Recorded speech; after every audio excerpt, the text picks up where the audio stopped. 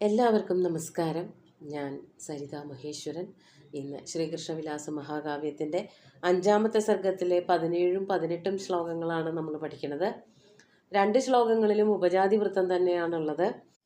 അരിഷ്ടൻ അമ്പാടിയിൽ വന്നിട്ട് കൃഷ്ണനെ എങ്ങനെയാണ് വധിക്കേണ്ടത് എന്നുള്ള ആലോചനയിലാണ്. അതാണിവിടെ വർണ്ണിക്കുന്നത്. നമുക്ക് 17ാമത്തെ ശ്ലോകം നോക്കാം ആദ്യം. കൃഷ്ണശിരീഷപ്രസവാഭിരാമോ ദൈത്യശിലാകർക്കശദേഹബന്ധ കഥം നിയുദ്ധം പരിണംസ്യതീതി വിചിന്തയേവ ക്ഷയമാപസന്ധ്യ. ആദ്യം പദച്ഛേദം നോക്കാം. കൃഷ്ണ ശിരീഷപ്രസവാഭിരാമ ദൈത്യ ശിലാകർക്കശദേഹബന്ധ കഥം നിയുദ്ധം പരിണംസ്യതി ഇതി വിചിന്തയാ ഇവ ക്ഷയം ആപ സന്ധ്യ. അമ്പാടിയിൽ വന്ന് ഓരോരോ വീടുകളിൽ കയറി ഇറങ്ങി അന്വേഷിക്കുകയായിരുന്നു കൃഷ്ണനെ. അവസാനം പശുക്കളെ മേച്ച് തിരിച്ചു വരണ കൃഷ്ണനെയാണ് അരിഷ്ടൻ കണ്ടത്. കണ്ടപ്പോൾ തന്നെ മനസ്സിലാവുകയും ചെയ്തു. ഇനി എങ്ങനെയാണ് യുദ്ധം വരാൻ പോണത് എന്നുള്ള ആലോചനയാണ്. ആർക്കാണ് ആലോചന വന്നത് എന്നുള്ളത് കവി വളരെ ഭംഗിയായിട്ട് പറയാണ്. കൃഷ്ണന്റെ ശരീരം അല്ലെങ്കിൽ പ്രകൃതം എന്ന് പറഞ്ഞാൽ എങ്ങനെയാണ് എന്ന് പറയാണ്. കൃഷ്ണ ശിരീഷപ്രസവാഭിരാമ. ശിരീഷപ്രസവാഭിരാമ എന്ന് പറഞ്ഞാൽ, ശിരീഷം എന്ന് പറഞ്ഞാൽ നെന്മേനി വാക, അതിൻ്റെ പൂവ്, അതാണ് ശിരീഷപ്രസവം എന്ന് പറഞ്ഞാൽ. ശിരീഷത്തിൻ്റെ പൂ പോലെ അഭിരാമ, വളരെ സുന്ദരമായിട്ടുള്ള, വളരെ ലളിതമായിട്ടുള്ള, കോമളമായിട്ടുള്ള അങ്ങനെയുള്ള ശരീരത്തോടു കൂടിയവനാണ് കൃഷ്ണൻ. അതാണ് ശിരീഷപ്രസവാഭിരാമ കൃഷ്ണ. കൃഷ്ണനാകട്ടെ നെന്മേനി വാഗപ്പൂ പോലെ വളരെ മൃദുലവും കോമളവുമായ ശരീരത്തോടു കൂടിയവനാണ്. അതായത് ഈ പൂവൊക്കെ തൊടുമ്പോഴേക്കും വാടിപ്പോവും. സ്പർശം തന്നെ അതിന് സഹിക്കാനുള്ള, താങ്ങാനുള്ള ശക്തിയില്ല. അങ്ങനെയുള്ള ശരീരത്തോടു കൂടിയവനാണ് കൃഷ്ണൻ എന്നാണ് പൊതുവെ നോക്കുമ്പോൾ അങ്ങനെയാ തോന്നുക. ഇനി അസുരൻ എങ്ങനെയാണ്? ദൈത്യനാകട്ടെ ശിലാകർക്കശദേഹബന്ധ. ശിലാകർക്കശം, ശില എന്ന് പറഞ്ഞാൽ കരിമ്പാറക്കെട്ട് പോലെ കർക്കശമായ, അത്രയ്ക്ക് പരുഷമായ, അത്രയ്ക്ക് മയമില്ലാത്ത, അത്രയ്ക്ക് കഠിനമായ എന്നൊക്കെ പറയാം. അങ്ങനെയുള്ള ശരീരത്തോട് കൂടിയവനാണ് ശിലാകർക്കശദേഹബന്ധ. ശില പോലെ കർക്കശമായ, വളരെ പരുപരുത്ത ദേഹബന്ധത്തോടു കൂടിയവൻ, ശരീരപ്രകൃതത്തോടു കൂടിയവനാണ്. രണ്ടാളും വിപരീതമാണ്.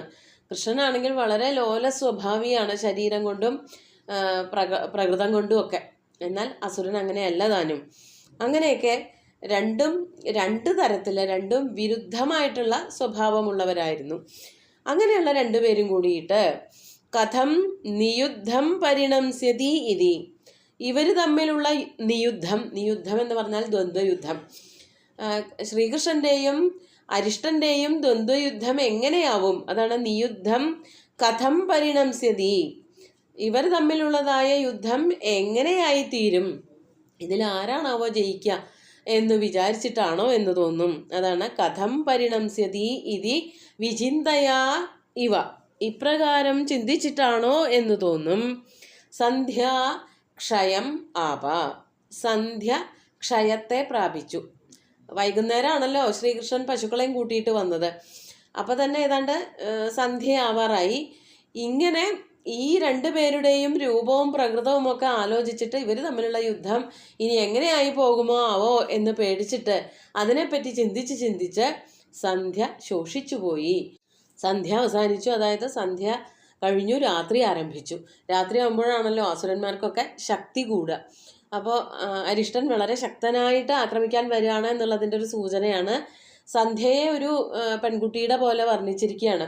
ആകാരാന്തം സ്ത്രീലിംഗം കൂടി ആയതുകൊണ്ട് ഒരു സ്ത്രീ. അവള് ഇവരുടെ രണ്ടുപേരുടെയും യുദ്ധം എന്താവുമോ എന്നുള്ളത്, പൊതുവെ സ്ത്രീകൾക്കാണ് അങ്ങനത്തെ ചിന്തകളൊക്കെ കൂടുക.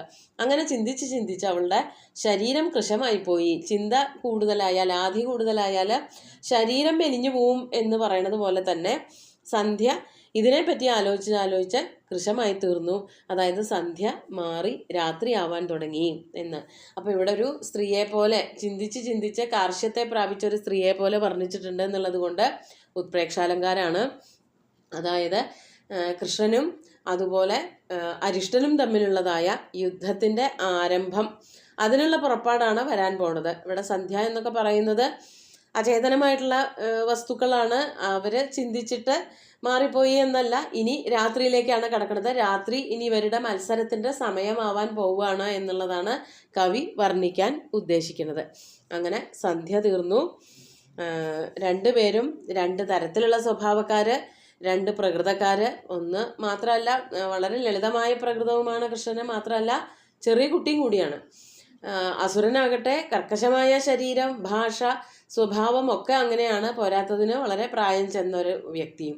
അങ്ങനെയുള്ള രണ്ടുപേര് തമ്മിൽ യുദ്ധം ചെയ്താൽ ആരാവും അതിൽ ജയിക്കുക? എല്ലാവർക്കും ശ്രീകൃഷ്ണന്റെ പക്ഷം ജയിക്കണമെന്ന് തന്നെയാണ് വിചാരം ഉണ്ടാവുക.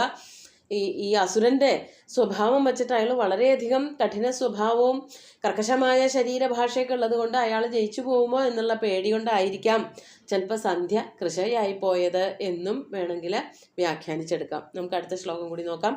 18ാമത്തെ ശ്ലോകം നോക്കൂ. വിശ്വപ്രജാപീഡന വിശ്രുതസ്യ പാപീയസസ്തസ്യ റിപോസുരാണാം വധോത്സവാലോകനവാഞ്ഛയേവ പ്രാക് ശൈലമിന്ദുസ്സഹസാരുരോഹ. രാത്രിയായി എന്ന് പറയണത് അതിനെ ഒരു പ്രേക്ഷാലങ്കാരം കൊണ്ട് ചന്ദ്രൻ വന്നത്, അമ്പിളിയമ്മാമൻ വന്നത് എന്തിനാണ് എന്ന് കവി വർണ്ണിക്കുകയാണ്. നമുക്ക് ആദ്യം പദച്ഛേദം നോക്കാം. വിശ്വപ്രജാപീഡന വിശ്രുതസ്യ പാപീയസ തസ്യ റിപോ സുരാണാം വധോത്സവ ആലോകനവാഞ്ഛയാ ഇവ പ്രാഗ് ശൈലം ഇന്ദു സഹസാ ആരുരോഹ. പ്രാഗ് എന്ന് പറഞ്ഞാൽ കിഴക്കുഭാഗത്ത്, കിഴക്കുഭാഗത്ത് ശൈലം, ശൈലത്തിലേക്ക്, അതായത് ഉദയപർവ്വതത്തിലേക്ക്, ഇന്ദു, ഇന്ദു ചന്ദ്രൻ, സഹസാ ആരുരോഹ, വേഗം തന്നെ വന്നതുപോലെ തോന്നി. അത് ഇവ എന്നുള്ളത് ആദ്യം പറയും. അപ്പോൾ എന്തിനോ വേണ്ടിയിട്ടാണ് എന്ന് തോന്നും. ചന്ദ്രൻ വേഗം ആകാശത്തേക്ക് വന്നു, കിഴക്കു ഭാഗത്തേക്ക് വന്നു എന്നാണ് കവി പറയണത്. എന്തിനു വേണ്ടിയിട്ടായിരിക്കാം, എന്തിനു വേണ്ടിയിട്ടായിരുന്നു എന്നാണ് കവി ഭാവനയിൽ കാണുകയാണ്. വിശ്വപ്രജാപീഡന വിശ്രുതസ്യ പാപീയസഹ തസ്യ സുരാണാം റിപോഹോ. അയാൾ സുരന്മാരുടെ റിപുവാണല്ലോ. ഈ അരിഷ്ടാസുരൻ ദേവന്മാരുടെയൊക്കെ ശത്രുവാണല്ലോ. സുരാണാം റിപോഹോ, എങ്ങനെയുള്ള ശത്രുവാണ്? ദേവന്മാരുടെ ശത്രുവാണ്, അസുരനാണ്. എങ്ങനെയുള്ള അസുരനാണ് എന്നാണെങ്കിൽ 2-3 വിശേഷണങ്ങൾ കൊടുക്കുകയാണ്. വിശ്വപ്രജാപീഡന വിശ്രുതൻ, അതുപോലെ പാപീയസ, അങ്ങനെയൊക്കെയുള്ള അസുരൻ. വിശ്വപ്രജാപീഡന വിശ്രുത എന്ന് പറഞ്ഞാൽ വിശ്വത്തിലെ മുഴുവനും, എല്ലാ എന്നുള്ള അർത്ഥത്തിലും ലോകത്തിലെ എന്നുള്ള അർത്ഥത്തിൽ പറഞ്ഞാലും രണ്ട് പറഞ്ഞാലും തെറ്റില്ല. വിശ്വപ്രജ, എല്ലാ ജനങ്ങളെയും, സാധാരണക്കാരായിട്ടുള്ള മനുഷ്യരെ മുഴുവനും തന്നെ പീഡനം നടത്തുന്നതിൽ, വേദനിപ്പിക്കുന്നതിൽ, ആക്രമിക്കുന്നതിലൊക്കെ പ്രസിദ്ധി നേടിയവനായ വിശ്രുതസ്യ, വിശ്രുതി എന്ന് പറഞ്ഞാൽ കീർത്തി, സാധാരണക്കാരെ മുഴുവനും ഉപദ്രവിച്ച് കീർത്തി നേടിയവനായ, അതാണ് വിശ്വപ്രജാപീഡന വിശ്രുതസ്യ. അല്ലെങ്കിൽ ലോകത്തിലെ എല്ലാ ജനങ്ങളെയും പീഡിപ്പിച്ചിട്ട് പേരെടുത്ത, അങ്ങനെയും പറയാം. മാത്രമല്ല പാപീയസഹ, പാപീയാൻ എന്നാണ് ഏകവചനം വരുന്നത്. അതായത് വളരെയധികം പാപം ചെയ്തിട്ടുള്ളവൻ. തസ്യ പാപീയസ തസ്യ, അങ്ങനെ പാപം ചെയ്തിട്ടുള്ള ആ അസുരൻ്റെ, സുരാണാം റിപോ വധോത്സവം ആലോകനവാഞ്ഛയാ ഇവ, ആ അസുരനെ വധിക്കുന്നത് കാണാൻ വേണ്ടിയിട്ടാണോ എന്ന് തോന്നും. വെറും വധമല്ല, കവി വെറും വധം എന്നല്ല പറഞ്ഞത്, വധോത്സവം, വധമാകുന്ന ഉത്സവം, അതാണ് വധോത്സവം. അവിടെ രൂപകാലങ്കാരം. വധം തന്നെയാണ് ഉത്സവം. എന്തുകൊണ്ടാണ് വധം ഉത്സവമാവുന്നത്? അയാൾ പ്രജാപീഡന തൽപരനാണ്, പാപീയാനാണ്. അപ്പോൾ പിന്നെ അങ്ങനെയുള്ള ഒരാളെ വച്ചുകൊണ്ടിരിക്കേണ്ട കാര്യമില്ലല്ലോ. അപ്പോൾ അയാളെ വധിക്കുന്നത് ഒരു ഉത്സവം തന്നെയാണ് എന്ന് മനസ്സിലാക്കിയിട്ടാണോ എന്ന് തോന്നും. അതാണ് വധോത്സവം ആലോകനവാഞ്ഛയ ഇവ, അയാളെ വധിക്കുന്നത്, ആ അസുരനെ വധിക്കുന്ന ഉത്സവം കാണുന്നതിന് വേണ്ടിയിട്ടാണോ? ആലോകന വാഞ്ഛ, കാണാനുള്ള മോഹം കൊണ്ടാണോ എന്ന് തോന്നും. വാഞ്ഛയ ഇവ, അങ്ങനെയാണെന്ന് തോന്നുന്നു. ആരാണ് വന്നത്? പ്രാക്, കിഴക്കുഭാഗത്ത്, ഇന്ദു ചന്ദ്രൻ, ശൈലം പർവ്വതത്തിലേക്ക്, പ്രാക് ശൈലം എന്ന് വേണമെങ്കിൽ കൂട്ടി വായിക്കാം. കിഴക്കുഭാഗത്തുള്ള ശൈലം ഉദയാചലം, ഉദയാചലവുമുണ്ട് അസ്തമനാചലവുമുണ്ട്. അതിൽ ഉദിക്കുന്ന പർവ്വതം 2 പർവ്വതങ്ങളുടെ അപ്പുറത്ത് നിന്നാണ് ഉദിക്കുന്നത് എന്നുള്ളത് കൊണ്ട് ഉദയാചലം എന്ന് പറയുന്നത്. അപ്പോൾ ഇവിടെ ഉദയാചലത്തിലേക്ക് ഇന്ദു ചന്ദ്രൻ സഹസ പെട്ടെന്ന് തന്നെ ആരുരോഹ കയറി വന്നു. ആരോ ഒരാൾ ഓടിക്കയറി വന്നതുപോലെ ഉണ്ട്. ഇവിടെയും ഉത്പ്രേക്ഷാലങ്കാരം തന്നെയാണ്. അരിഷ്ടാസുരനെ വധിക്കുന്നത് കാണാൻ വേണ്ടിയിട്ടാണോ എന്ന് തോന്നും.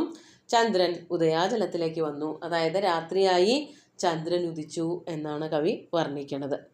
ഇനി അടുത്തതായിട്ട് ഇവരുടെ യുദ്ധമൊക്കെ വർണ്ണിക്കാൻ പോവുകയാണ്. അതിൻ്റെ ഒരു സൂചനയാണ് ആദ്യത്തെ ശ്ലോകത്തിൽ കൊടുത്തത്. ഇവരുടെ യുദ്ധം എങ്ങനെയായി പോകുമോ എന്ന് ആലോചിച്ചിട്ട് സന്ധ്യ വേഗം പോയി എന്നൊക്കെ പറഞ്ഞതിക്കില്ല. നമുക്ക് ശ്ലോകങ്ങൾ ഒന്നുകൂടി ചൊല്ലി നോക്കാം. കൃഷ്ണശിരീഷപ്രസവാഭിരാമോ ദൈത്യശിലാകർക്കശദേഹബന്ധ കഥം നിയുദ്ധം പരിണംസ്യതീതി വിചിന്തയേവ ക്ഷയമാപസന്ധ്യ. വിശ്വപ്രജാപീഡനവിശ്രുതസ്യ പാപീയസസ്തസ്യ രിപോസ്സുരാണാം വധോത്സവാലോകനവാഞ്ഛയേവ പ്രാക്ഷൈലമിന്ദു സഹസാരുരോഹ. 2 ശ്ലോകങ്ങളും ഭഗവാന്റെ കാൽക്കൽ അർപ്പിച്ചുകൊണ്ട് ഗുരുവായൂരപ്പനെ സാഷ്ടാംഗം നമസ്കരിച്ചുകൊണ്ട് എല്ലാവർക്കും ശുഭദിനം നേർന്നു നിർത്തട്ടെ. നന്ദി.